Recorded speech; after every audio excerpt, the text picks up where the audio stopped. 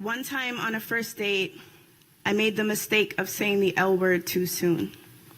He looked over at me like I had just planted a single lily in his backyard without permission, dropped a jewel in his lap that he never asked for. One time on a first date, I made the mistake of saying the L word too soon. And by the L word, I mean loss. And by loss, I mean that my mother and I spend every night worlds apart now. That even though the nurse cut the umbilical cord when I was born, I was shown the true meaning of separation 18 years later. The irony in once hearing her say, I brought you into this world, I can take you out, but her choosing to leave instead. I didn't mean to vomit the words mother and dead so early on because I've seen how people contract, how they claw at an exit sign of a room that I never locked them inside of. My grief is a funny thing. Often it tells me to make myself small, as not to disturb the appetites of those around me, as if I'm not hungry too.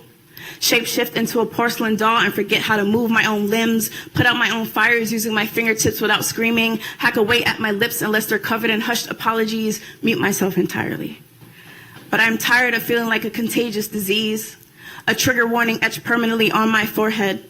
You can't catch this level of hurt for me because my pain is what has birthed the love I have for myself. It is the reason I am still breathing. It is the reason I still choose to love so hard, though half my heart sits in a box 6 feet underground. I don't need you to be my resting place when I know how to feel my own way around when the lights go out. Not to come home to an empty house and greet the tattered photos lying beside my bed.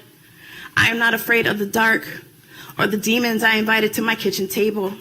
And people keep telling me that I'm strong, so some soldiers are just tired of going into battle, fighting for joy every time someone changes the subject over dinner. When they don't ask what her name was, when they ask about my father and I say he left her before she left me, sometimes I want to rip out my tongue. If it means her ghost will no longer haunt the tip of it, no longer stretch my mouth into a forced smile, make me taste the black hole that sinks its teeth into anyone that gets too close. Maybe I should redefine the word trauma as an unconventional way to rediscover myself. A lifelong course on how to become an alchemist, how to transmute shadows into light, suicide notes into Christmas cards, chalk outlines into snow angels, place suffering in one hand and hope in the other, how to become a wounded healer. You see, none of this is yours to hold, but I do wish someone would see how heavy this luggage is, ask me where I'm going and if I need help getting there. But on the days I feel like giving up, I find a stranger, point to my scars and say, look at what I fucking survived. Thank you.